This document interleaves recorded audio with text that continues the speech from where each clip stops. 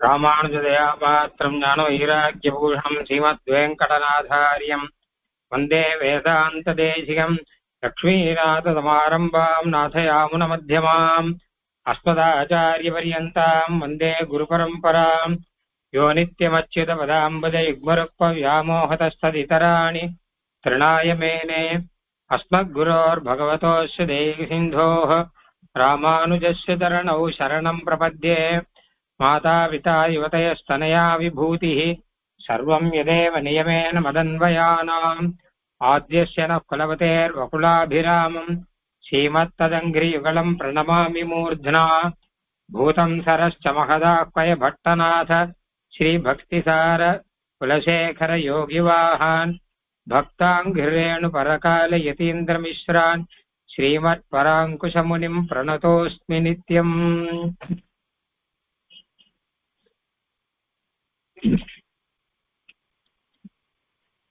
கருவிருத்த குழினி தவின் காம கருங்குடி வீழ்ந்து ஒரு விருத்தம் புக்குழலுருவீர் உயிரின் பொருள்கட்டு ஒரு விருத்தம் புகுதாமல் குறுகையர்கோன் உரைத்த திருவிருத்த தோரடி கற்றீரீர் திருநாட்டகத்தே முன்னுரைத்த திருவிருத்தம் 100 பாட்டும் முறையின் வரும் ஆசிரியமேழு பாட்டும் மன்னியனற்பொருள் பெரிய திருவந்தாதி மறவாதபடி 87 பாட்டும் பின்னுரைத்ததோர் திருவாய்மொழி எப்பொழுதும் பிழையற 1102 பாட்டும் இந்நிலத்தில் வைகாசி விசாகன் தன்னில் எழிற்குறுகை வருமாறா இறங்கு நீயே அந்தமிலா பேரின்பமருந்த ஏற்கும் அடியோமை அறிவுடனே என்றும் காத்து முந்தெவினை நிறைவெளியில் ஒழுகாதம்மை முன்னிலையாம் தேசிகர்தம் முன்னே சேர்த்து மந்திரமும் மந்திரத்தின் வழியும் காட்டி வழிப்படுத்தி வானேற்றி அடிமை கொள்ள தந்தை என நின்ற தமிழ் திருமால் தாரில் தலை வைத்தோம் சடகோபன் அருளினாலே பொய் நின்ற ஞானமும் கொல்லா ஒழுக்கும் அழுக்குடம்பும் இன்னின்ற நீர்மை இனியாமுறாமை உயிரளிப்பான் என்னின்ற யோனியுமாய் பிறந்தாய் இமையோர் தலைவா மெய் நின்று கேட்டருளாய் அடியேன் செய்யும் விண்ணப்பமே.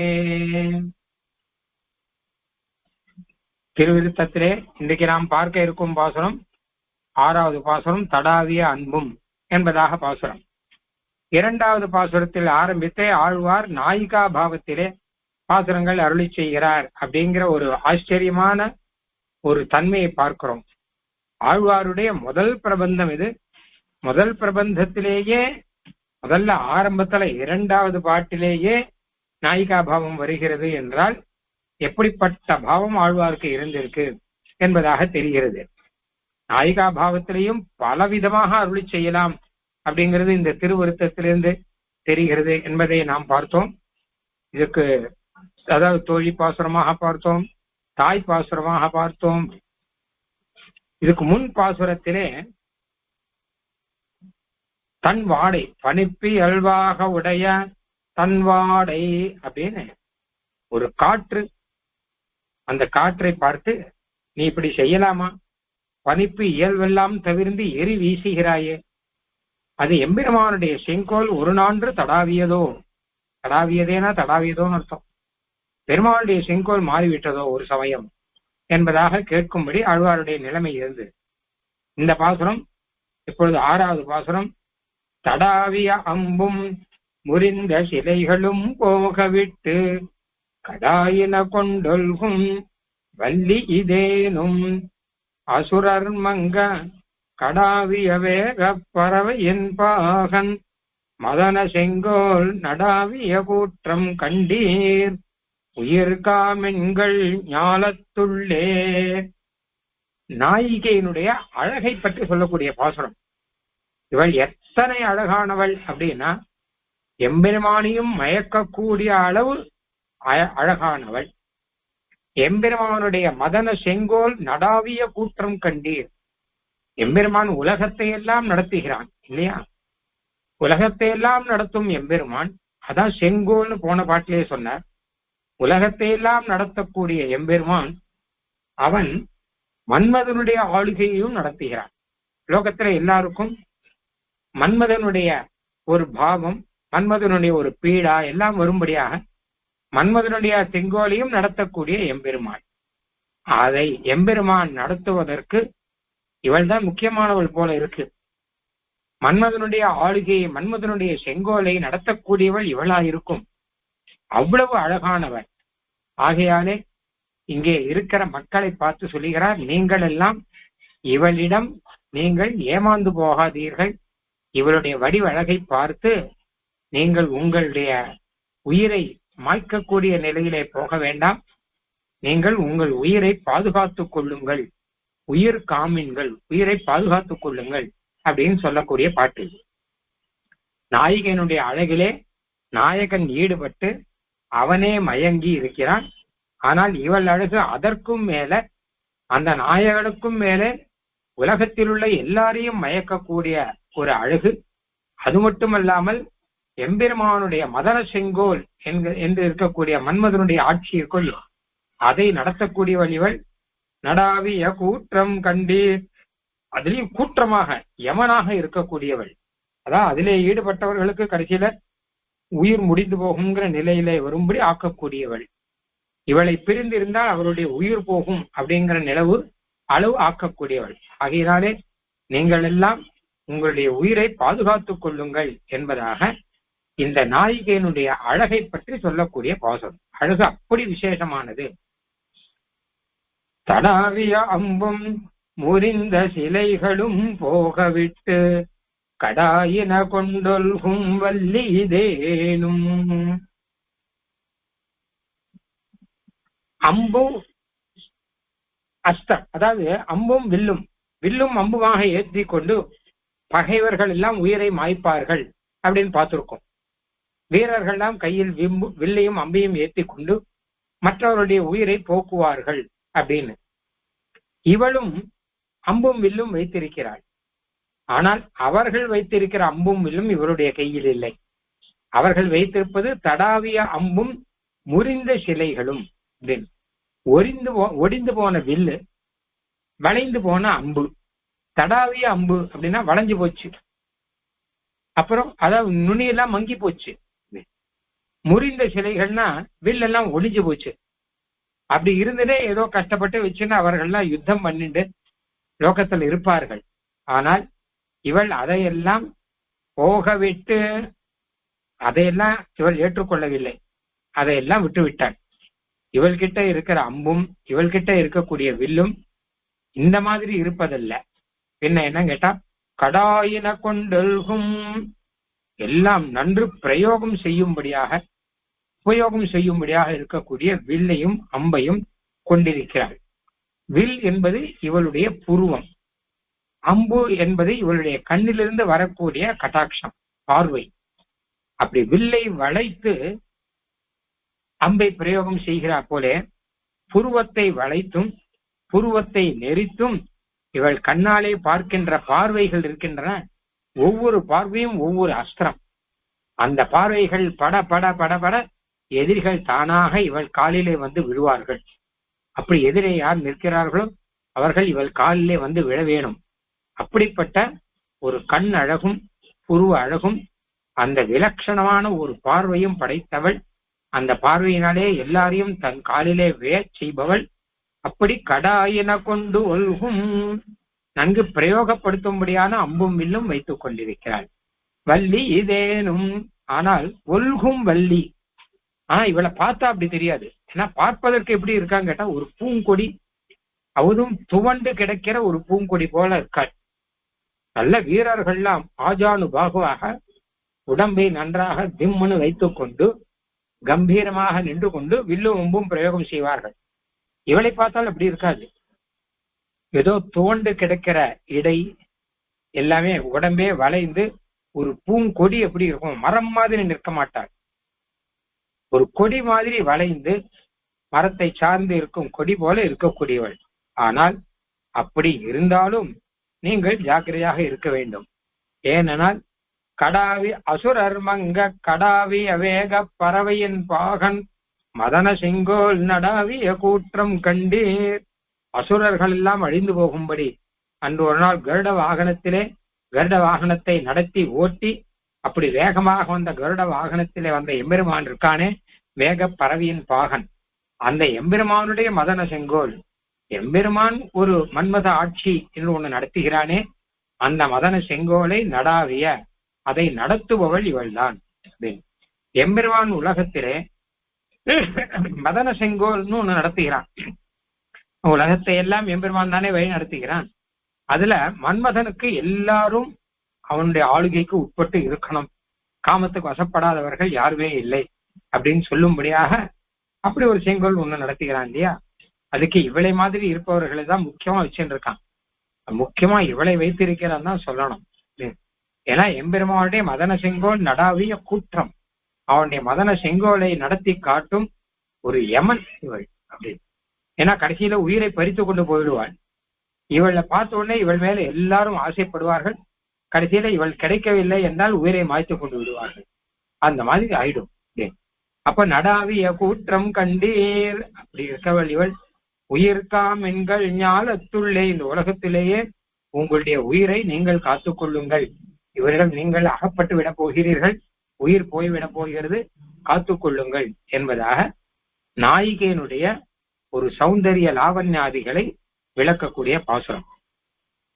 இதை யார் சொல்லுகிறார்னா தோழிகள் சொல்லுகிறார் அப்படின்னு வைத்துக் கொள்ளலாம். இந்த நாயிகையை பற்றி உலகத்துல அந்த யமன் ஒருத்தன் இருக்கான்னு இல்லையோ, அவனை தப்பிச்சுட்டு நாம பிழைக்கிறோம். ஏன்னா யமன் என்னைக்கு வரப்போறானோ, அவன் இன்னும் வயசானப்புறம் எப்ப யமன் வருவானோ அப்படின்னு தோணும். ஆனால் அந்த யமனை தப்பினாலும் தப்பலாம், இந்த யமனை தப்ப முடியாது. ஏன்னா இவள் அப்படிப்பட்டவர். பார்த்தவர்கள் உயிரை தன் வசமாக்கி கொள்ளி அந்த உயிரை கடைசியில் முடித்து கொள்ளும்படி பண்ணக்கூடியவள் அப்படின்னு சொல்றார். இந்த இதனுடைய பரம தாத்பரியம் நாயிகையினுடைய அழகை சொல்வதன் மூலம் நாயகனுக்கு மிகவும் ஈடுபாடு இதில் உண்டு அப்படின்னு சொல்லுவதுதான் முக்கியமானது. ஆனால் இதை சொல்லக்கூடிய விதத்தை பார்த்தால் கொஞ்சம் வித்தியாசமாக இருக்கு. ஏன்னா இங்க பூமியில இருக்கிறவர்களை பார்த்து நீங்கள் எல்லாம் உங்கள் உயிரை காத்துக்கொள்ளுங்கள் அப்படின்னு ஏதோ ஆபத்தானவள் அப்படின்னு சொல்ற மாதிரியாக இருக்கு. அப்ப இதுக்கு தாற்பயம் என்ன அப்படின்னு பார்க்கலாம். முதல் தாற்பயம் என்ன கேட்டான்னா, இந்த நாயிகா இவள், நாயகன் எம்பெருமான் அப்படின்னு தானே சொல்லணும்.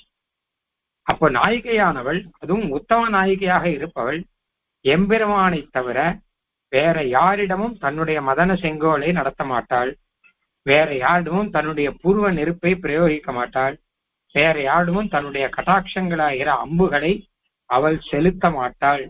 அப்படிலாம் இருக்கும் இல்லையோ. அப்படி இருக்கும்போது உயிர் காமிங்கள் ஞாலத்துள்ளேன்னு நம்மை பார்த்து சொல்வானே, நாயகனுக்கும் நாயிகைக்கும் தானே இந்த பாவம் இருந்தால் பொருத்தமா இருக்கும். பொதுவாக எல்லாருடையும் இந்த பாவம் இருந்தால் பொருத்தமாக இருக்குமா அப்படின்னு கேட்டா வாஸ்தவம் தான், இருக்காது. ஆனால் ஆழ்வாருடைய பிரேம பக்தி என்பது எம்பெருமானுடன் மட்டும் நிற்காமல் எம்பெருமானை சேர்ந்த அடியார்களிடமும் பரவி போகக்கூடியது அப்படின்னு இருக்கு. ஏன்னு கேட்டானா, மாயப்பிரான் அடியார் குழாங்களை உடன் கூடுவது என்று கொலோ அப்படின்னும் தமரடி நீரு கொண்டு அப்படின்னும் பல இடத்துல சாதிக்கிறார் ஆழ்வார். அதனால நெடுவார்க்கடிமை முதலான இடத்தெல்லாம் பெருமாளை விட பெருமாளுடைய அடியார்களோடு சேர்ந்து இருப்பதுதான் விசேஷம் அப்படின்னு சொல்லுகிறார். அதனால ஒரு நாயகிக்கு நாயகன் ஒருத்தன் இருக்கான், அந்த நாயகனை சேர்ந்தவர்கள் எல்லாம் பிரேமத்துக்கு பாத்திரம், அதாவது அன்புக்கு பாத்திரமானவர்கள், அவ்வளவுதான். அந்த மாதிரி ரீதியில இந்த நாயகிக்கு எம்பெருமான் தான் நாயகன். ஆனா ஸ்ரீவைஷ்ணவர்கள் எல்லாம் அவனுக்கு சகாயமாக கூட இருப்பவர்கள் என்கிற ரீதியினாலே அவர்கள் இவளுடைய அன்புக்கு பாத்திரமாக இருக்கிறார்கள் அப்படின்னு வச்சுக்கலாம். இதை கிழவி தலைமகன் அப்படின்னு பிருத்திவிராஜ பயங்கர சுவாமி அழகா சொல்லியிருக்கார். எப்பவுமே முக்கியமான நாயகன் ஒருத்தன், மற்றவர்கள்லாம் அதுக்கு உதவி செய்பவர்கள், அந்த நாயகனை சேர்ந்தவர்கள், அவர்கள் நாயகியினுடைய அன்புக்கு விஷயமானவர்கள் அப்படிங்கிறது மாத்திரம் நாம் இங்க வச்சுக்கணும் அப்படின்னு. அதுக்கப்புறம் ஆனால் கூட நீங்கள் உங்கள் உயிரை எல்லாம் காத்து கொள்ளுங்கள் அப்படின்னு இவ்வளவு தூரம் சொல்லலாமா? அப்போ இவளை கூற்றம் அப்படின்னு யமன், இவள் யமனா இருப்பவள் அப்படின்லாம் சொல்றாரு. இவளுடைய வலையிலே அகப்படாமல் உங்கள் உயிரை காப்பாற்றிக் கொள்ளுங்கள் அப்படின்னு சொல்றானே அப்படின்னு இதுக்கு என்ன தாற்பயம் அப்படின்னா, அதுக்கு உத்தம சுவாமி அழகா சாதிக்கிறார்.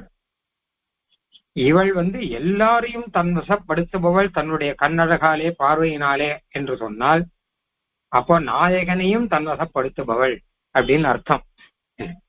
மொத்த பேரையும் உலகம் மொத்தத்தையும் தன் வசப்படுத்துபவள் அப்படின்னு இருந்தான்னா, அப்போ நாயகனையும் தன் வசப்படுத்துபவள் அப்படிங்கிறது தானாக கிடைக்கிறது. அப்போ எம்பெருமானுக்கு மதன செங்கோல் நடத்தும் கூற்றம் இவள் அப்படின்னா அந்த அளவு சொல்லியிருக்கிறபடினால, அப்போ மற்றவர்கள் எல்லாம் என்ன செய்ய வேண்டும் அப்படின்னா, அந்த நாயகியினுடைய தாற்பயத்தை புரிந்து கொள்ள வேண்டும். புரிந்து கொண்டு அந்த நாயகனையும் இந்த நாயகியையும் சேர்த்து வைத்து இவர்கள் தம்முடைய உயிரை காத்து கொள்ள வேண்டும் அப்படின்னு அர்த்தம். சூர்பனகா மாதிரி காரியங்கள்லாம் பண்ணக்கூடாது, ராவணன் மாதிரி காரியங்கள்லாம் பண்ணக்கூடாது. சூர்பனகாவுக்கு காது மூக்கு போச்சு, ராவணனுக்கு உயிரே போச்சு. இதெல்லாம் எதனாலன்னு கேட்டா, அந்த நாயகன் நாயகியை பிரித்தபடியினாலே, நாயகன் நாயகியை பிடித்து இவர்கள் தானாக அன்பு செய்கிறபடியினாலே. நாயகன் நாயகியை பிரித்து அன்பு செய்யாமல் நாயகனும் நாயகனையும் எம்பெருமானையும் இந்த பராங்குஷ நாயகியையும் சேர்த்து வைத்து அப்பொழுது அவருடைய கடாட்சத்துக்கு நீங்கள் அன்புக்கு நீங்கள் விஷயமாக ஆகிக் கொள்ளுங்கள். அந்த ரீதியிலே உங்கள் உயிரை காப்பாற்றிக் கொள்ளுங்கள். இல்லாவிட்டால் சூர்பனகாவுக்கும் ராவணனுக்கும் ஆன கதை ஆகிவிடும் அப்படின்னு அர்த்தம். ஆக எம்பெருமானோடு கூட இருக்கக்கூடிய நாயிகாபாவம் தான் இதுல முக்கியமானது. நமக்கு என்ன அப்படின்னு கேட்டான்னா, அந்த எம்பெருமானை விட்டு பிரித்து இவளை பார்த்தோமானால் இவள் நமக்கு கூற்றமாவாள். அப்படி இல்லாமல் எம்பெருமானையும் இவளையும் சேர்த்து வைத்து பார்த்தால் அப்போ அவளுக்கும் ஒரு உத்தேசியமாக, ஏன்னா பாகவதர்கள் உத்தேசியம் இல்லையோ, அந்த ரீதியில அவளுக்கும் ஒரு உத்தேசியமாக எம்பெருமானை சேர்ந்தவர்கள் என்கிற முறையிலே நம்மையும் அவள் ஒரு அன்போடு பார்க்கும்படியாக ஆகிவிடும் அப்படிங்கிற இந்த அர்த்தம் விவக்ஷிதம் இங்க. இதனால ஆழ்வார் இங்க சொல்ல வந்த விஷயம் என்ன அப்படின்னு கேட்டா, எத்தனையோ வியாசர், பராசரர், வால்மீகி, சுகர் முதலான மகர்ஷிகள் எல்லாம் இத்திகாச புராணங்கள் எல்லாம் எத்தனையோ எழுதி வைத்திருந்தால் கூட ஆழ்வாருடைய பாசுரத்துக்கும் அவர்களுடைய புராணாதி வசனங்களுக்கும் வித்தியாசம் இருக்கு. ஏன்னா இங்கதான் இந்த நாயிகா பாவம் அப்படிங்கிறது இங்கதான் இருக்கு. ஸ்ரீமத் ராமாயணத்திலேயோ மகாபாரதத்திலேயோ பாகவதத்திலேயோ விஷ்ணு புராணத்திலேயோ அங்கெல்லாம் பார்த்தா இந்த நாயிகா பாவம் அப்படிங்கிறது இல்லை.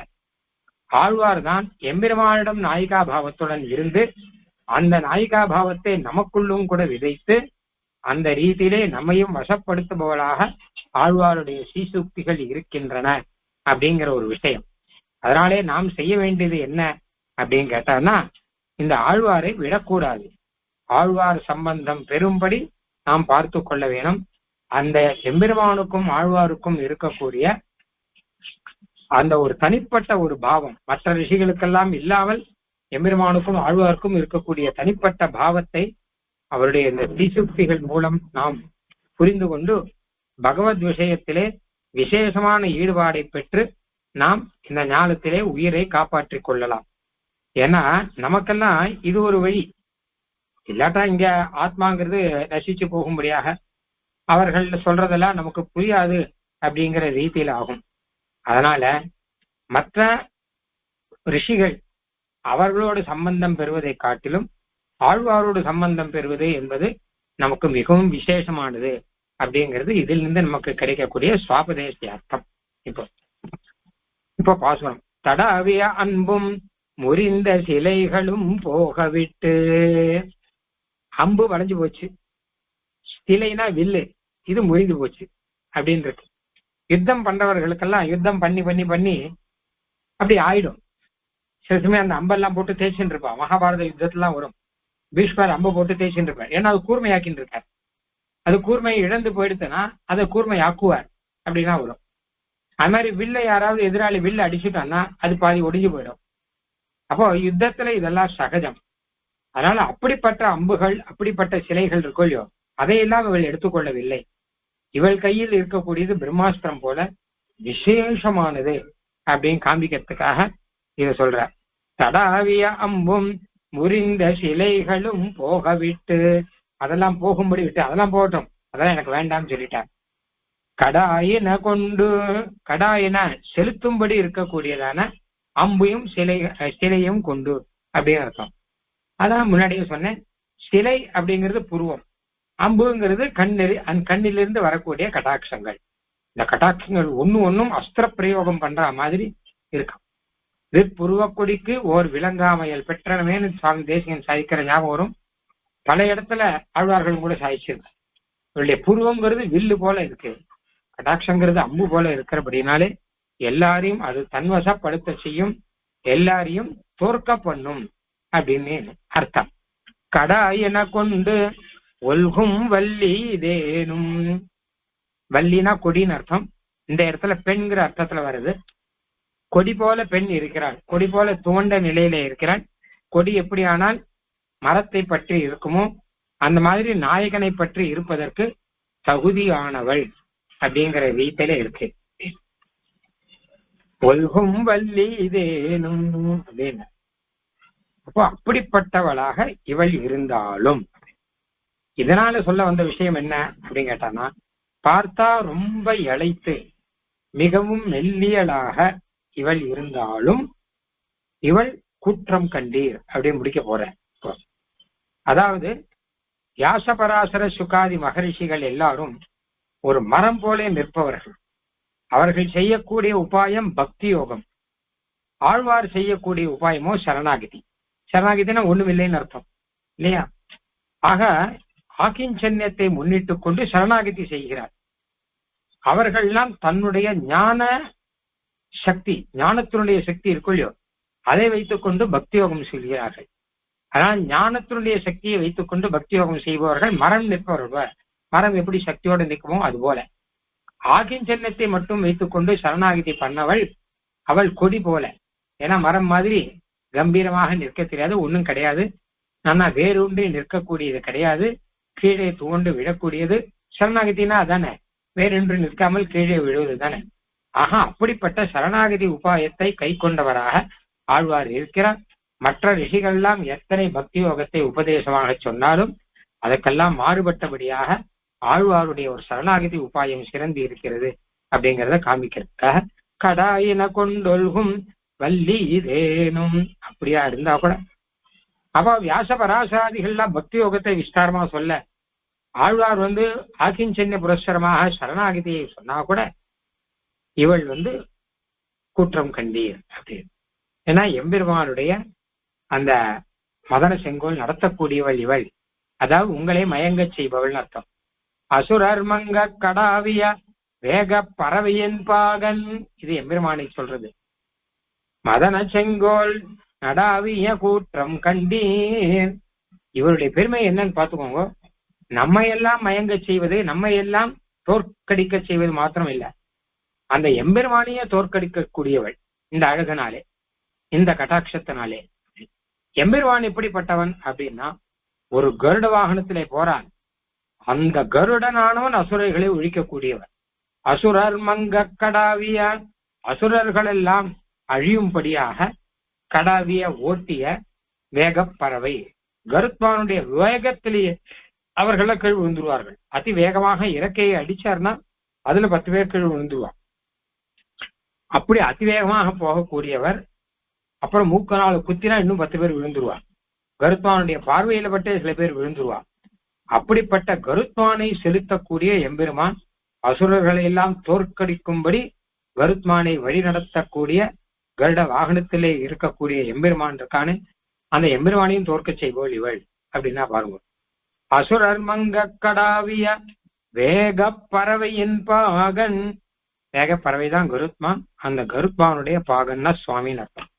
பாகன் மதன செங்கோல், அவனுடைய மதன செங்கோல் அப்படின்னு. அந்த எம்பெருமான் நடத்துகிற மதன செங்கோல்னு அர்த்தம் சொன்னேன் நான்.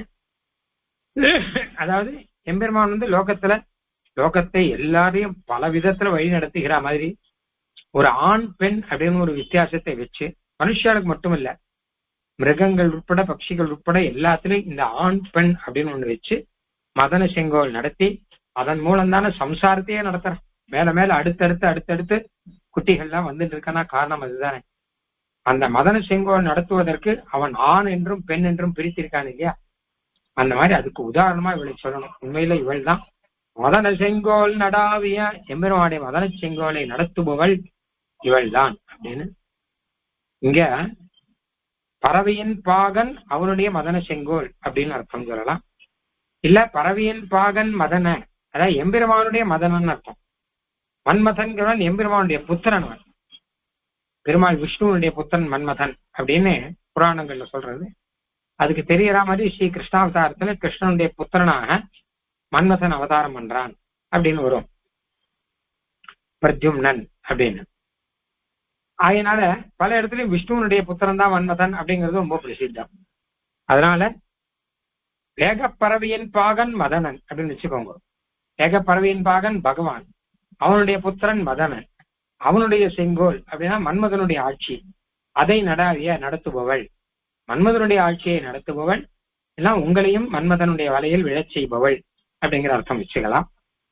இல்லாட்டா முன்னாடி சொன்ன மாதிரி வேகப்பறவையின் பாகன் எம்பெருமான், அவன் நடத்துவது மதன செங்கோல், அதை நடத்துவதற்கு இவளை வைத்துக் கொண்டு நடத்துறான், அதை நடத்தி காட்டுபவள் இவள் அப்படிங்கிற அர்த்தத்தையும் சொல்லலாம். ரெண்டு அர்த்தத்துல சொன்னாலும் இவளுடைய அழகை சொன்ன மாதிரி அர்த்தம். அழகு அப்படின்னு சொன்னது ஆழ்வாருடைய ஒரு ஞான வைலட்சண்யம், அதை சொல்லுவதாக அர்த்தம் வச்சுக்கலாம். எப்படியெல்லாம் நமக்கு சொல்றார் ஆழ்வார் அப்படின்னு, அவர்கள்லாம் சொல்லி புரியாத விஷயத்தை தெரியாத மனிதங்கள் தெரிகின்றோமேங்கிற மாதிரி அந்த அளவு மயர்வர மதிநலம் அருளினன் எவனம், பெருமாள் மதிநலம் அருள அந்த அறிவோடு சொல்றபடியினாலே. அசுரர் மங்க கடாவிய வேத பறவையின் பாகன், எப்படி ஆனால் அசுரர்கள்னா கொடுமையானவர்கள், அவர்களை எல்லாம் ஒழிக்கும்படியாக எம்பெருமான் இருக்கான் அப்படின்னு சொன்னோம் இல்லையோ, வேகப்பறவையின் பாகன். இப்ப வேகப்பறவைனா கருத்மான், கருத்மான் அப்படின்னா வேதம்னு முதலே பார்த்தோம். அந்த வேதத்துக்கு எதிராக இருப்பவர்கள்லாம் அசுரர்கள். யாருன்னா மதாந்தரஸ்தர்கள், மற்ற மதத்தை சேர்ந்தவர்கள், பௌத்தம் ஜெயினம் இந்த மாதிரி அவைதிகமான மதத்தை சேர்ந்தவர்கள். அந்த அவர்களை எல்லாம் ஒழிப்பதற்கு இந்த கருத்மான் அப்படிங்கிற வேகப்பறவை அப்படிங்கிறது உபயோகப்படுது. வேதம் தான் வேகம் அப்படின்னு வச்சுக்கோங்க. அப்போ வேதத்தினாலே, வேதத்தை கொண்டு பிற மதத்தவர்களை ஒழிக்கக்கூடியவர், அதனால்தானே பராங்குஷர் அப்படின்னு ஆழ்வாருக்கு திருநாமம். பர அங்குஷர், பிறர்களுக்கெல்லாம் அங்குஷம் போன்றவர். யானையே அங்குஷம் அடக்கிற மாதிரி யானை போல எத்தனை பேர் வந்தாலும் ஆழ்வார் அடக்கக்கூடியவர் அப்படிங்கிற அர்த்தத்துல இருக்கு அப்படின்னு. அப்போ அசுரர் மங்க கடாவிய வேக பறவையின் பாகன் அப்படின்னு சொல்லச்ச, அசுரர்கள்ல மங்கி போகும்படியாக அழிந்து போகும்படியாக நடத்துகிற வேகப்பறவை அப்படின்னா வேதம், அதுக்கு நாயகன் அர்த்தம் வச்சுக்கணும். ஆழ்வார் தான் அவர்களை எல்லாம் இப்படி ஒழிக்கிறார். ஆனா கூட அந்த வேத நாயகனா இருப்பவன் எம்பெருமான். அந்த வேதத்துல ரெண்டு விஷயம் இருக்கு. ஒண்ணு, விரோதிகள்லாம் ஒழியும்படியாக, பரமதங்கள்லாம் ஒழியும்படியாக விஷயங்கள் சொல்றது. ரெண்டாவது, பக்தர்கள் எல்லாம் ஈடுபடும்படியாக பகவானுடைய கல்யாண குணங்களை எல்லாம் சொல்லுகிறது இல்லையா. அதனால அங்க வேகப்பறவையின் பாகன் மதன செங்கோல் நடாவிய கூற்றம் கண்டீர். ஆழ்வார் என்ன கேட்டான்னா, அவர் பராங்குஷர், பிற மதங்களை எல்லாம் அடக்குபவர் அப்படின்னு இருந்தா கூட அதை காட்டும் முக்கியமாக அங்க வேகப்பறவையின் பாகன் அப்படின்னா அந்த வேதத்தினுடைய நாயகனான எம்பெருமான், அவன் பிற மதங்களை அழிக்கக்கூடிய வைபவம் இருக்கட்டும், அவன் மதன செங்கோல் நடத்திய வைபவம் இல்லையோ, அந்த வைபவத்தை நடத்தி காட்டுபவள் இவள் அப்படின்னு அர்த்தம். அதாவது சாஸ்திரங்கள் எல்லாம், வேதத்திலேருந்து வந்த சாஸ்திரங்கள்லாம் நிறைய இருக்கு. வேதாந்த சாஸ்திரங்கள்லாம் வியாசர் பண்ணியிருக்க வேதாந்த சாஸ்திரம், அதெல்லாம் பிற மதத்தை அடக்குவதற்கெல்லாம் பெரிய அளவுல பயன்படும். ஆனா ஆழ்வாருடையது, இவர் பராங்குஷர்னு பெயர், பிற மதத்தை அடக்க உதவுவர். ஆனா கூட அதை காட்டிலும் முக்கியமாக மதன செங்கோல் நடாவியான் பக்தர்களை மயக்க பண்ணும்படியான வார்த்தைகளை எல்லாம் அருளி செய்பவர் அப்படிங்கிறபடினால வேத வார்த்தையே இன்னும் நன்னாக அழகாக வேதம் தமிழ் செய்த மாறன் சடகோபன் சொல்ற மாதிரியா வேதத்தையே தமிழ் செய்து அந்த வேதத்திலேயே பிற மதத்தை பழிக்கும்படியான பிற மதத்தை ஒழிக்கும்படியான இடங்கள் எல்லாம் அதெல்லாம் பாலிஷா மெதுவா சொல்லிட்டு முக்கியமாக பக்தர்கள் ஈடுபடும்படியான கல்யாண குணங்களை சொல்லக்கூடிய இடங்கள் எதற்கும் அதையெல்லாம் விஸ்தாரமாக சொல்லும்படியாக கல்யாண குணத்திலே ஈடுபட்டு ஆழ்வார்கள்லாம் அருளி செய்கிறார் இல்லையா. அதனால அசுரர்களுக்கு ஒரு விதத்திலே கூற்றம், நமக்கு ஒரு விதத்திலே கூற்றம். அசுரர்களுக்கு எப்படின்னு கேட்டான்னா அவருடைய உயிரை ஒழிக்கிறார். நமக்கு எப்படின்னா நம்ம உயிரை காப்பாற்றிக் கொள்ளும்படியாக கடாவிய நடாவிய கூற்றம் கண்டீர், நம்ம ரொம்ப ஈடுபட்டு கடைசியில உயிரை இழந்து விடுவோம். அதனாலே உயிர் காமிங்கள் ஞாலத்துள்ளே, உலகத்துக்குள்ளேயே உங்களுடைய உயிரை காப்பாற்றிக் கொள்ளுங்கள் அப்படின்னு. அப்போ உங்கள் உயிரை காப்பாற்றிக் கொள்ளுங்கள் அப்படின்னா முன்னாடியே அர்த்தம் சொன்ன, ஆழ்வார்கிட்ட இருந்து தப்பிச்சிண்டு போய் உயிரை காப்பாற்றிக் கொள்ளுங்கள், ஆழ்வாரிடம் மாட்டிக்கொள்ளாதீர்கள் அப்படின்னு அர்த்தம் இல்லை. ஆழ்வாருடைய பாவத்தை புரிந்து கொண்டு அந்த நாயகனையும் நாயகியையும் சேர்த்து வைத்து அவருடைய அன்பு கடாட்சத்துக்கு இலக்காகி உங்கள் உயிரை காப்பாற்றிக் கொள்ளுங்கள். இல்லாவிட்டால் சம்சாரத்திலே இந்த மதன செங்கோல் நடாவிய அப்படின்னு சொன்ன மாதிரி எம்பெருமான் நடத்துகிற ஒரு மதன செங்கோல் இருக்குள்ளோ அதிலே மாட்டிக்கொண்டு உங்கள் உயிரை நீங்கள் இழந்து விடுவீர்கள் அப்படிங்கிற அர்த்தம். அப்படின்னு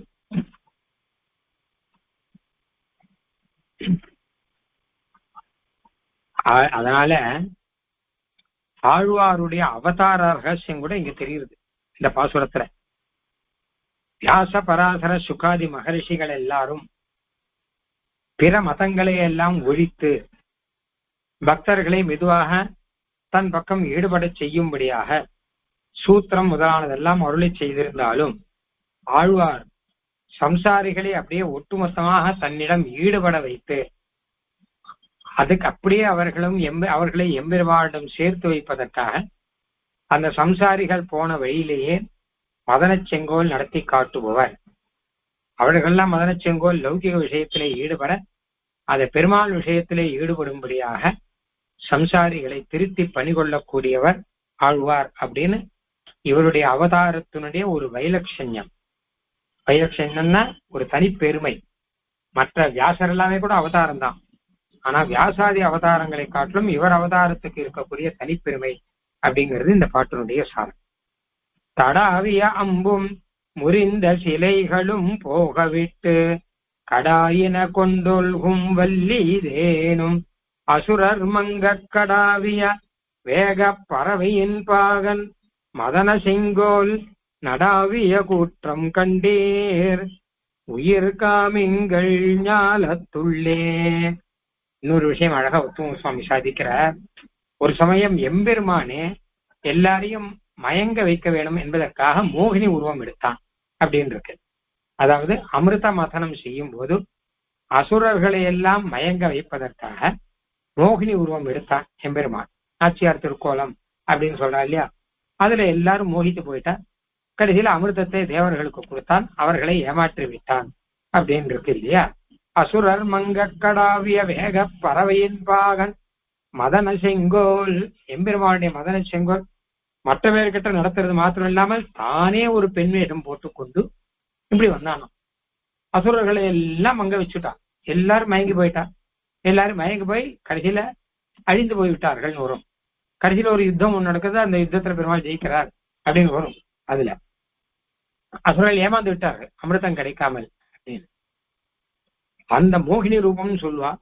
அந்த மோகினி ரூபத்துல சிவனே மோகிச்சு போயிட்டான்னு வரும், பரமசிவனே.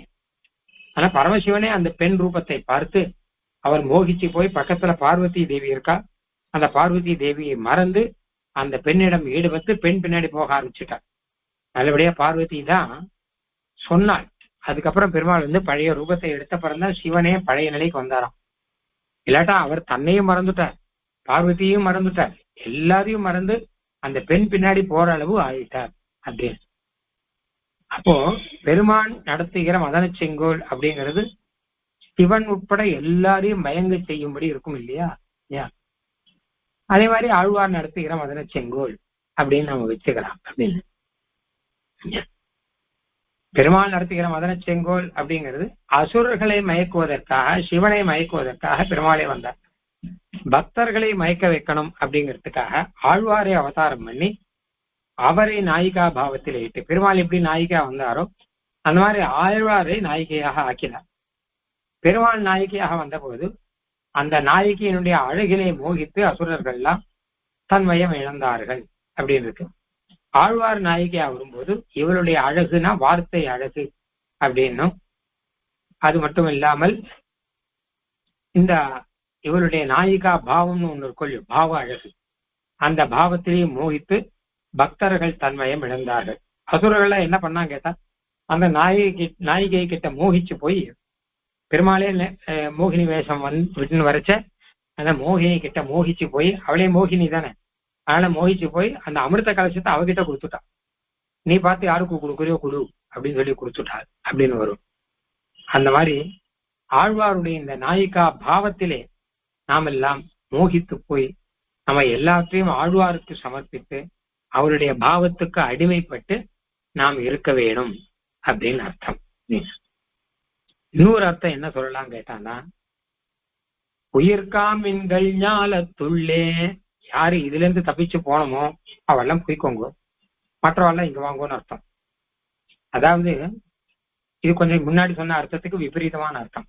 இது பெருமாள் எத்தனை அவதாரம் எடுத்தாலும் அதுல தப்பிச்சு பழிச்சு சம்சாரிகளா நிறைய பேர் இருக்கா இல்லையா, அந்த மாதிரி ஆழ்வார அவதாரம் பண்ணி வச்சா கூட இதுல இருந்தும் தப்பிச்சு போகணும் அப்படின்னு சில பேர் நினைக்கிறாளாம். அவன் என்ன பண்றா, பெருமாள் மோகினி அவதாரம் எடுக்கச்ச பெருமாள் அப்படின்னு பார்க்காம மோகினின்னு பார்த்தான். ஒரு அழகான பெண் தானே அப்படின்னு பார்த்து அதுல மோகிச்சு போட்டான் அசுரால்லாம். அங்க வேடிக்கையா ஒண்ணு சொல்றது உண்டு, பெருமாளுடைய அந்த நாச்சியார் திருக்கோண மோகினி அவதாரத்துல அசுரர்கள்லாம் என்ன பண்ணா, இவள் பெண் தானேன்னு பார்த்து அவளுடைய அழகு, அவள் நடக்கிற அழகு எல்லாம் பாகவதத்துல அழகா வரும், அவளுடைய நடை அழகு, அவளுடைய கை அழகு ஒன்னொன்னையும் மோகிச்சு போகிறார்கள் அப்படின்னு. அசுரர்கள்லாம் அவளை பெண் அப்படின்னு பார்த்தா, தேவர்கள்லாம் என்ன பண்றா, அந்த அமிர்த கலசத்தை பார்த்துட்டு இருக்கா. அவ கையில அமிர்த கலசம் இருக்கு, அது நமக்கு கிடைக்குமா, அமிர்தம் கிடைக்குமா பார்த்துட்டு இருக்கா. இவர்கள் அமிர்தத்தை பார்க்கிறார்கள், அவர்கள் அமிர்தத்தை மறந்துட்டு பெண் அழகை பார்க்கிறார்கள், பெண் பித்து பிடித்தவர்களாக. இது ரெண்டும் இல்லாமல் பெருமானை பெருமானாக பார்ப்பவர்கள் யாருன்னா பக்தர்கள் தான். நாயிகா பாவம் இருந்தாலும் அது பெருமான் அப்படின்னு பெருமானாக பார்ப்பவர்கள் பக்தர்கள் தானே. அந்த மாதிரி ரீதியில அந்த இடத்துல தேவர்களும் ஏமாந்து போனார்கள், ஒரு விதத்துல அசுரர்களும் ஏமாந்து போனார்கள். தேவர்களும் அமிர்தத்தை தானே பார்க்கிறார், பெருமாளே இப்படி நமக்காக பெண் வேஷம் போட்டுன்னு வந்திருக்காரு, என்ன அழகா இருக்குன்னு பார்க்கல. அவ வந்திருக்கிறது பெருமாளும் தெரிஞ்சுட்டோம், அவ எப்படி இருந்தா நமக்கு என்ன, நமக்கு வேண்டியது அமிர்தம் தானே அப்படின்னு பாக்குறாங்க. அந்த மாதிரி லோகத்துல அப்படி பல விதங்கள் உண்டு. ஆழ்வார் இப்ப நாயிகா பாவத்துல இருக்காருன்னா அசுரர் மாதிரி இருக்கிறவாள்லாம் ஆழ்வாருடைய அழகை பார்ப்பார்கள், இல்ல தேவர்கள் மாதிரி இருக்கிறவாள்லாம் மற்ற விஷயங்களை எல்லாம் பார்த்து கொண்டிருப்பார்கள். ஆனா ஆழ்வாருடைய உண்மையான பாவம் என்ன அப்படிங்கிறதை பார்ப்பவர்கள் சீவைஷ்ணவர்கள் தான். அப்படி இல்லாமல் யாராவது இந்த ஆழ்வார்கிட்ட வேற விதமாக தப்பான விதத்திலே ஈடுபட்டு இருந்தார்கள்னா அவர்களுடைய உயிர் போகும். அசுரர்களுடைய உயிர் போன மாதிரி போனா போகட்டும், உயிருக்கா நீங்களாவது உயிரை காப்பாற்றிக் கொள்ளுங்கள். அதாவது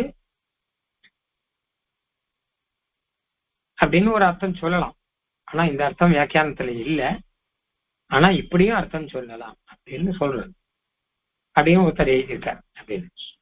ஆகையினால தடாவிய அம்பும் முறிந்த சிலைகளும் போக விட்டு கடாயின கொண்டொல்கும் வள்ளி இதேனும் அசுரர் மங்க கடாவிய வேக பறவையின் பாகன் மதன செங்கோல் நடாவிய கூற்றம் கண்டீர் உயிர் காமின்கள் ஞாலத்துள்ளே ஞாலம் பனிப்பச் செரித்து நன்னீரிட்டு கால் சிதைந்து நீலவல்லேறு பொறா நின்ற வானம் இது திருமால் கோலம் சுமந்து பிரிந்தார் கொடுமை குழறு தன்பூங் காலங்கொலோ அறியேன் வினையாட்டியேன் காண்கின்னவே அப்படின்னு.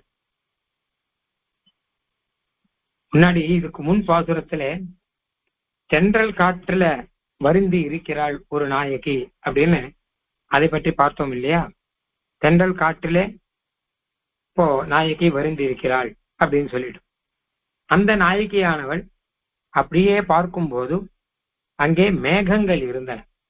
ஆச்சரியமான மேகம், மழை பெய்யக்கூடிய மேகம்.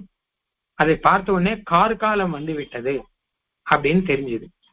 மழைக்காலம் வந்து விட்டது. மழைக்காலம் வந்தால் நாயகனோடு சேர்ந்து இருக்கணும். மழைக்காலம் குளிர்காலத்தெல்லாம் நாயகனும் நாயகியும் சேர்ந்து இருக்கணும். பிரிந்து இருந்தால் அந்த பிரிவி துயரம் அப்படிங்கிறது ரொம்ப அதிகமாகும். அப்படி இருக்கச்ச இந்த அற்புதமான ஒரு காலத்திலே நாயகனை பிரிந்து இருக்கிறோமே அப்படின்னு அதை நினைத்து நாயகியானவள் மிகவும் வாடி போய் இருக்கிறாள். அப்போது அவளை பார்த்து தோழியானவள் அந்த நாயகியை பார்த்து சொல்கிறாய், நீ ஏன் இப்படி வருந்தி நிற்கிறாய் அப்படின்னா, இல்ல கார்காலம் வந்து விட்டது, ஆனால் இன்னும் நாயகன் வர காணுமே அப்படின்னா, இது கார்காலம் இல்லை. கார்காலம் வந்தாதானே நீ வந்து இந்த மாதிரி கவலைப்படணும். இது கார்காலம் இல்லை அப்படின்னா, இல்லை நீ ஆகாசத்திலே பாரு, பார்த்தியானா அப்படியே மேகங்கள் எல்லாம் இருக்கு பாரு, குளிர்ந்த மேகங்கள்லாம் இருக்கு பாரு அப்படின்னா, அதெல்லாம் மேகம் நீ நினைச்சுட்டு இருக்க, அதெல்லாம் மேகம் இல்லை. பின்ன என்ன, நீலவல்லேறு பொறானின்றவா நமது கருப்பு நிறத்துல இருக்கக்கூடிய ரிஷபம் காள மாடெல்லாம் இருக்கும், அதெல்லாம் ஒண்ணுக்கு ஒண்ணு சண்டை போட்டு இருக்கு. அதை பார்த்தாதான் அப்படி மேகம் அப்படின்னு உனக்கு தோன்றது. எருது மாடு இருக்கு, எருது மாடு அப்படியே உலகங்கள் எல்லாம் மேகம் உலகங்கள்லாம் நடுக்கும்படி எப்படி இடிக்குமோ அந்த மாதிரி உலகம் நடுங்கும்படி சப்தம் போட்டுக்கொண்டு நன்றாக உடம்புல இருக்கிற வியர்வை நீரெல்லாம் சிந்தும்படியாக காலாலே தரையை தேய்த்து கொண்டு கருப்பாக இருக்கக்கூடிய வலியதாக இருக்கக்கூடிய எருதுகள் தான் ஒண்ணுக்கு ஒண்ணு சண்டை போட்டு இருக்கு. அதை பார்த்து நீ மேகம் நினைச்சுட்டு இருக்க, இது மேகம் இல்லை என்பதாக தோழி சொல்லுகிறாள். இப்படி சொல்லுவதற்கு காலமயக்கு அப்படின்னு பெயர். அதாவது உண்மையில அந்த காலம்தான் கார்காலம்தான். ஆனா அந்த கார்காலத்தினாலே மயங்கி போய் நாயகியானவள் இப்படி கஷ்டப்படுவதை பார்த்து அதை பொறுக்காமல் தோழியானவள் இது கார்காலம் இல்ல, நீ தப்பா நினைச்சுட்டு இருக்க அப்படின்னு வேற சில விஷயங்களை எல்லாம் சொல்லுகிறாள் அப்படின்னு.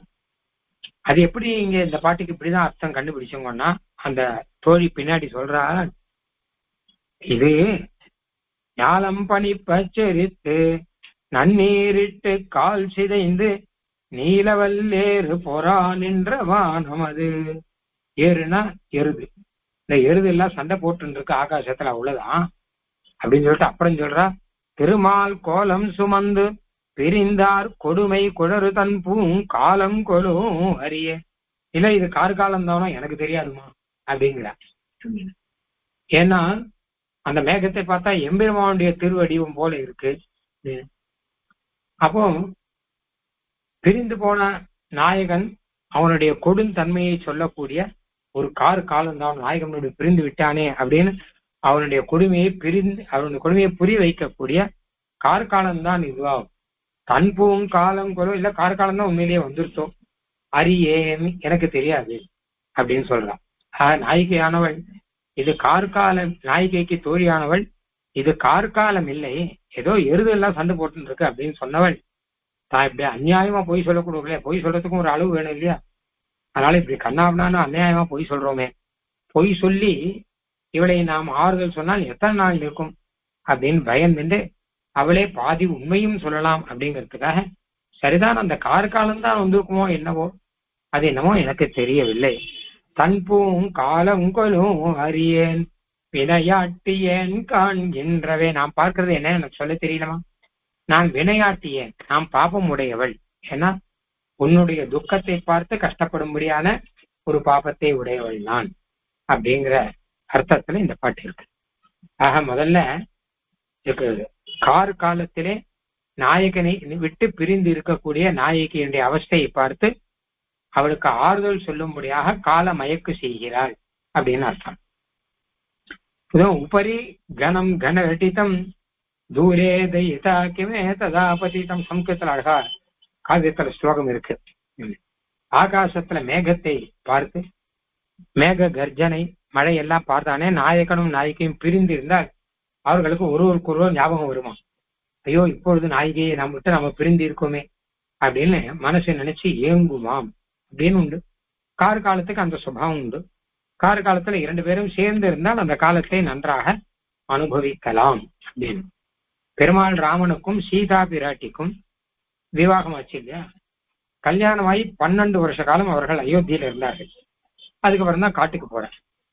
அவர் ருது நாம் சத் சமாத்தேயுஹு அப்படின்னு வரும். 12 வருஷ காலம் இங்க அயோத்தியில இருந்தார். எப்படி இருந்தாள் அப்படிங்கிறத வால்மீகி அழகா சொல்றார். அந்தந்த காலத்தை அனுபவித்துக் கொண்டு இருந்தார்கள் அப்படின்னு. அதுதான் விஷயம். அந்தந்த காலம் அப்படின்னா நாயகனுக்கும் நாயிகைக்கும் கார் காலத்துல எப்படி இருக்கும், குளிர்காலத்துல எந்த பாவங்கள் இருக்கும், வசந்த ருதுவிலே எந்த பாவங்கள் இருக்கும் அப்படின்னு இதெல்லாம் தனிப்பட்டது ஒன்னும். இதை பத்தி எல்லாம் காளிதாசன் ஒரு புஸ்தகம் ஒண்ணு பண்ணியிருக்கான். ருத்து சம்ஹாரம் அப்படின்னு பேர் இருக்கு. ரித்து சம்ஹாரத்துல அந்தந்த ரித்துக்கள்ல நாயகன் நாயகி எப்படி இருப்பார்கள் அப்படின்னு சொல்லியிருக்கான். அவர்கள் அந்தந்த காலத்தை எப்படி அனுபவிப்பார்கள் அப்படிங்கிற ரீதியில இருக்கு. அதே மாதிரி பெருமாளும் சீதா பிராட்டியும் இருந்தார் அப்படின்னு ராமாயணத்துல வரும். இப்ப அந்த மாதிரிதானே நாயகனும் நாயகியும் இருக்கணும். ஆனால் நாயகனை விட்டு பிரிந்து இருந்தால் அப்ப அந்த காலமே கொடுமை குழறு அப்படிங்கிறார். பெருமாள் கோலம் சுமந்து பிரிந்தார் கொடுமை குழறு. பிரிந்தார், யார் பிரிந்து இருக்கிறார்களோ அவர்களுடைய கொடுமை இருக்கோ இல்லையோ, நாயகனை பிரிந்த கொடுமை, அதை சொல்லும்படியாக அந்த காலம் இருக்கான். என்ன காலம் இது? இந்த கொடுமையை சொல்லுகிறது, பிரிவு கொடுமையை சொல்லுகிறது. அது மட்டும் இல்லாமல் நாயகனுடைய கொடுந்தன்மையை சொல்லுகிறது. இந்த காலத்துல கூட நாயகியை விட்டு பிரிஞ்சு ஒருத்தன் இருக்கான்னா அவன் எப்படிப்பட்ட கொடிவனா இருக்கணும் அப்படிங்கிறத அந்த காலம் சொல்றதான், சொல்லும்படி இருக்கான். ஆனா உண்மையில தன் பூங்காலம், குளிர்ந்த காலம், அழகான காலம்னா கார்காலம் தான். அந்த தன் பூங்காலம் கொலோ அறியேன் வினையாட்டி ஏன் கான் சின்னவே. நான் வினையாட்டி, பாபம் செய்தவன் அர்த்தம். பாபமே செஞ்சவள வினையாட்டின்னு சொல்லிக்கிறான். அப்ப நான் வினையாட்டி, என்ன பாபம்னு கேட்டா, உன்னை இந்த கஷ்டப்படும்படி உன்னை நான் பார்த்து கொண்டிருக்கிறேனே, அதுவே தனக்கு கஷ்டமா நினைக்கிறாள் இந்த தோழி, ஏன்னா நல்ல தோழியானபடினாலே அப்படின்னு. ஞாலம் பனிப்பச்சரித்து நன்னீரிட்டு கால் சிதைந்து நீலவல்லேறு பொறா நின்ற வானம் இது. இதுதான் காலத்தை மாற்றி சொல்லுகிறாள் அப்படின்னு. அதான் மேகம் என்னென்ன பண்ணும் அப்படின்னு கேட்டோம்னா, பெரிய இடி சப்தங்கள்லாம் போடும், அப்புறம் ஒண்ணுக்கொண்ணு மோதிக்கும், அதுக்கப்புறம் மழை பொழியும். இதெல்லாம் உண்டு இல்லையோ? இதெல்லாம் இந்த எருது மாடு கூட பண்ணுமா. 2 எருது மாடு கண்ணங்கரையில் இருக்குன்னு வச்சுக்கோங்க, மேகம் மாதிரி. ஞாலம் பனிப்பச்செருத்து, உலகம் எல்லாம் நடுங்கும்படியாக, செரித்தினா ஒண்ணுக்கொண்ணு முட்டி கொண்டு அப்படின்னு அர்த்தம். உலகமே நடுங்கும்படியாக மேகம். மேகத்துல அதாவது என்ன கேட்டா, இடி சத்தம் எப்ப வருதுன்னா, ஒரு மேகம் இன்னொரு மேகம் முட்டும் போதுதானே இடி சத்தம் வருது. அப்போ உலகமே நடுங்குது இல்லையா? அந்த மாதிரி இது ஒண்ணுக்கொண்ணு முட்டி குறதான் எருதுகள்லாம். அப்போ உலகமே நடுங்கும்படி ஆறுது. கருப்பா இருக்குமா, மேகம் கருப்பா இருக்கும் இல்லையோ? அப்ப இவ சொல்ல அதெல்லாம் மேகம் இல்ல, 2 எருது மாடு கண்ணங்கிரேன்னு இருக்கு பாரு, அது ரெண்டும் ஒண்ணுக்கொண்ணு முட்டிக்கிறது, அதுதான் இடி சத்தம் மாதிரி வருது. ஞாலம் பனிப்பச்செருத்து நன்னீரிட்டு. அடுத்தது மேகம் 2 சேர்ந்ததுன்னா கொஞ்சம் தூரலோ ஏதாவது ஒண்ணு போடும். அந்த மாதிரி இதுங்க 2 ஒண்ணுக்கொண்ணு முட்டி மோதிட்டுனா இதுங்க உடம்புல இருந்தே ஜலம் வருதான். வேர்வை ஜலம் முதலான ஜலம் எல்லாம் இருக்கும், அதெல்லாம் வந்து இருக்கு. நல்நீரிட்டு, நல்நீர்னா நல்ல நீர்னு அர்த்தம் இல்லைங்க, நீரை நன்றாக இட்டு அப்படின்னு அர்த்தம். அதாவது எருது மாடு ஒண்ணுக்கொண்ணு பெருசா சண்டை போட்டுன்னா திடீர்னு பட்டு நின்றுட்டு 2ம் சிறுநீர் கழிக்கும். எருது மாடுகள்லாம். மாட்டுக்கு என்ன, மாடு சிறுநீர் கழிக்கிற மாதிரின்னு சொல்லுவாங்க. எருவு மாடு மூத்திரம் போற மாதிரி அப்படின்னு ஒரு வச்சனம் கொண்டு உண்டு தமிழ்ல. ஏன்னா ஒரு இடத்துல நிக்காது, அது அப்படியே போயிட்டே இருக்கும். அந்த மாதிரி இதுங்க என்ன பண்ணுங்க கேட்டாங்கன்னா, நல்நீர் இட்டுன்னா நீர் அப்படிங்கிறது சிறுநீர், அதை நன்னாக இட்டுனா நிறைய இட்டுன்னு அர்த்தம். அப்போ தன்னுடைய உடம்புல இருந்து வர நீரை நன்றாக வெளி சிந்துகிறது அப்படின்னு மேகம் மாதிரி இருக்குங்கிறதுக்கு. ஞாலம் பனிப்பச்சரித்து நன்னீரிட்டு கால் சிதைந்து. கால் சிதைந்து, காலால தரையை அப்படியே நன்றாக கீறி கொண்டு, அப்படியே போட்டு தரைய ஆனா இப்படியும் அப்படியுமாக கீறி கொண்டு இருக்கு. எது சண்டை போடும்போது காலையை நன்னாக கீறின்னு இருக்கு. அது மேகங்கள்லாம் நம்ம கிட்ட வந்து முட்டும்படி வரா மாதிரியாக இருக்கு அப்படின்னு. அசையறதெல்லாம் அசையறதோ அது தெரியாது. நீல வல்லேறு, நீலனா கருப்பு நிறமா இருக்கு, வல்லேறுனா வல்லுனா வலிமையோட இருக்கு எருது மாடு. மேகமும் அப்படிதான் கருப்பா இருக்கு, நல்ல புஷ்டமா நல்ல நீர் சுமந்து நல்ல திருடமான மேகமா இருக்கு. ஏறு பொறான் என்ற ஏறு ஆனது, பொறான் என்ற பொருதுகிற யுத்தம் செய்கிற வானம் இது. எருதுதான் இங்க யுத்தம் செய்கிறதே தவிர இது மேகம் இல்லை அப்படிங்கிற அர்த்தம் இருக்கு. அதுக்குதான் இது கார்காலம் இல்லை. அம்மா நீ மேகம் நினைக்கிறையே, அது மேகம் இல்லை, அது என்ன கேட்டா எருது மாடுதான், 2 எருது மாடு. அப்படி நீ மழை நினைக்கிறையே, அது மழை அல்ல, அது காளைகளுடைய உடம்பிலிருந்து வரக்கூடிய ஒரு நீர். நீ இடி நினைக்கிறையே, அது இடி இல்லை, அது இதுங்க 2 ஒண்ணுக்கொண்ணு முட்டிக்கும் போது வரக்கூடிய சப்தம் அது அப்படின்னு அர்த்தம். இப்படி ஒண்ணு சொல்லி, அதனால நீ ஏன் கஷ்டப்படுற, கார்காலம் வந்தாதானே கஷ்டப்படணும், கார்காலம் வரல, அது வரும்போது பார்த்துக்கலாம், அதுக்குள்ள நாயகன் வரேன்னு சொல்றான் இல்லையோ, அப்ப அவன் வந்து விடுவான், நீ பயப்படாதே அப்படின்னு சொல்றதுக்காக ஆரம்பிக்கிறான். ஞாலம் பனிப்பச்சரித்து நன்னீரிட்டு கால் சிதைந்து நீலவல்லேறு பொறான் என்ற வானம் இது. அதுதான் இந்த வானத்துல. அதுக்கப்புறம் அவளே யோசிக்கிறான், இப்படி எல்லாம் போய் சொல்லலாமோ. ஒரு பக்கம் பார்த்தா இந்த மாதிரி பொய்யெல்லாம் சொல்லலாம், தப்பில்லை. ஏன்னா ஒருத்தர் கஷ்டத்துல இருக்கான்னா அந்த கஷ்டத்தை போக்கடிக்கிறதுக்காக பொய் சொல்றா, ஆபத்காலத்துல பொய் சொல்லலாம், பிராணாபத்து வந்தா பொய் சொல்லலாம் அப்படின்லாம் சொல்லிவிட்டு ஒரு நல்ல நன்மைக்காக 1-2 பொய் சொன்னா தப்பில்லை அப்படின்னு. பஞ்சான்றத அந்யாகூர் அபாதகானி, பொய்யெல்லாம் சில சமயம் பாதகம் இல்லாம இருக்கும், இருந்தா பரவாயில்லை அப்படின்னு வச்சு உயிர் காத்துக் கொள்வதற்காகவோ ஏதோ ஒன்றுத்துக்காக குழந்தைகள் கிட்ட எல்லாம் போய் சொல்றோம் இல்லையோ, சிலதெல்லாம் அதுங்கெல்லாம் அடம் பிடிச்சதுன்னா ஏதோ ஒன்று போய் சொல்றோம், அந்த மாதிரி ஏதாவது பண்ணலாம், தப்பில்லை. ஆனா கூட இப்படி ஒரு முழு பொய்யை சொல்லி இவளை நாம் தேற்றினால் பின்னாடி எப்படியாவது அவ தெரிஞ்சுருவா. தெரிஞ்சுன்னா அப்ப என்ன நினைப்பா, ஒரு முழு பொய்யை சொல்லியிருக்காளே அப்படிலாம் நினைப்பா இல்லையா. அதனால கூட ஒண்ணு சொல்லி, ஒருவேளை கார்காலம் தானோ, ஒருவேளை நீ நினைக்கிற மாதிரி தன்பூம் காலங்களும் அறியேன், இல்ல நீ நினைக்கிற மாதிரி இது குளிர்ச்சியான அழகான கார்காலமும் அப்படின்னு சொல்லி கேட்கலாம் அப்படின்னு அதையும் சொல்ற. திருமால் கோலம் சுமந்து, அந்த கார்காலம் எப்படி இருக்கான்னா திருமால் கோலம் சுமந்து, எம்பெருமான் எப்படி கருத்த நிறத்துல இருக்கிறானோ அந்த மாதிரி இங்கேயும் மேகங்கள்லாம் கருத்த, காலமே கருப்பாயிடும், மொத்தம் ஆகாசம் மொத்தம் கருப்பாயிடும், மேகம் கருப்பாச்சா உலகமே கருப்பாயிடும், அப்படிதானே இருக்கு. அப்ப திருமால் கோலம் சுமந்து பிரிந்தார் கொடுமை குடரு, பிரிந்தவருடைய ஒரு கொடுமையை சொல்லக்கூடியது. கார்காலத்துல அந்த கொடுமையை சொல்றதான். குடருன்னா குழறி சொல்லுகிறது அப்படின்னா அதாவது மழலை சொல்லிலே சொல்லுகிறதுன்னு அர்த்தம்.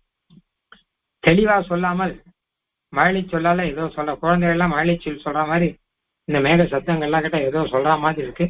அந்த நாயகன் எவ்வளவு கொடுமையானவன், கார்காலத்துல கூட பிரிஞ்சு இருக்கிறானே அப்படிலாம் சொல்ற மாதிரி இருக்கான். பிரிந்தார் கொடுமை குடரு தன்பூம் காலங்கொலும் அறியேன், அப்படிப்பட்ட காலம்தானோ இது அப்படிங்கறது எனக்கு தெரியலமா, அதை யோசிச்சு பார்க்கலாம் அப்படிங்கிறார். ஆக இதையும் சொன்னா அந்த நாய்க்கியானவள் சரி இந்த ஆராய்ச்சியில இறங்குவா இல்லையா, ஒருவேளை இது கார்காலம் தானோ இல்ல இது எருதுதான் இருக்கோ அப்படின்னு அவளுக்கு கொஞ்சம் யோசிச்சு பார்க்கட்டும். கொஞ்சம் பெருமானை மறந்து பெருமானை பிரிஞ்ச துக்கங்கள்லாம் மாறி போய் வேற ஏதோ ஒரு விஷயத்துல அவளை ஈடுபடுத்தலாம் அப்படின்னு. திருமால் கோலம் சுமந்து பிரிந்தார் கொடுமை குழறு தன்பூம் காலங்கொலும் அறியேன் விளையாட்டியேன் காண்கின்னவே. நீ இப்படி வருத்தப்பட உன்னை பார்க்கக்கூடிய அளவு நான் பாபம் பண்ணியிருக்கேனே, அதனால என்னுடைய பாபம் தான் காரணம் சொல்லிக்கிறான். பட் பாபமே வாத்திர மித்தமா சீட் சொன்ன மாதிரி உனக்கு கஷ்டம் வரும்படி, உனக்கு இந்த துக்கம் வரும்படி என்னுடைய பாபம் அப்படின்னு தன்னை சொல்லிக்கிறா. பாவம் நல்ல பாகவத லட்சணம் இல்லையா, என்னால்தான் இப்படி ஆயிடுது அப்படின்னு சொல்லுவா இல்லையா. அந்த மாதிரி வினையாட்டியேன், நல்ல பாப்பி நான், பாபம் செய்தவள் பாப்பினின்னு வச்சுக்கலாமோ. நான் காண்கின்னவே, நான் பார்ப்பது இப்படி அப்படின்னு. இந்த பாட்டிலே இப்படியாக தோழியினுடைய பாசுரம் பார்த்தோம். இதுல சுவாபதேசமாக உள்ளர்த்தமாக என்ன அப்படின்னு கேட்டா, ஒரு உள்ளர்த்தம் ஒண்ணு சொல்லலாம். கார்காலம் அப்படிங்கிறது சம்சார காலம். ஏன்னா அவிவேக கனந்தது முகே ஆளுந்த ஸ்லோகத்துல ஒன்று இருக்கு. பகுதா சந்தத துக்க வருஷினி பகவன் பவதுர்தினே பத ஸ்கலிதம் அப்படின்னு. அதாவது கார்காலத்துல அப்படியே உலகம் மொத்தத்தையும் மேகம் மூடிடும்.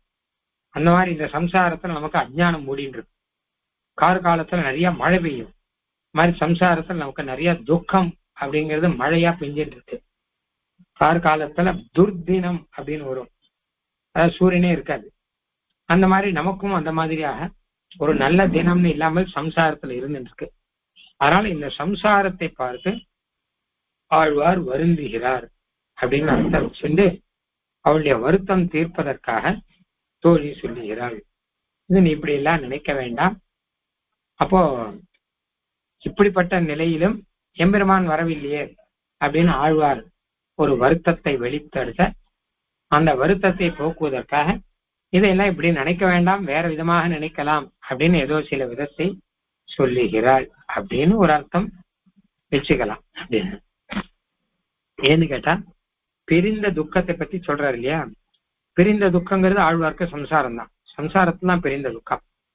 அதனால பிரிந்த துக்கத்தை பத்தி சொல்லும் போது, எம்பெருமானை பிரிஞ்சிருக்கேனே, எம்பெருமான் இந்த சம்சாரத்திலிருந்து என்னை கூட்டிக் கொள்ள வரவில்லையே அப்படின்னு சொன்னா, அப்போ அவளுடைய துக்கத்தை போக்குவதற்காக இது அப்படி நினைக்க வேண்டாம், இது வேற விதமாக நினைத்துக் கொள்ளலாம் அப்படின்னு சொல்றேன்.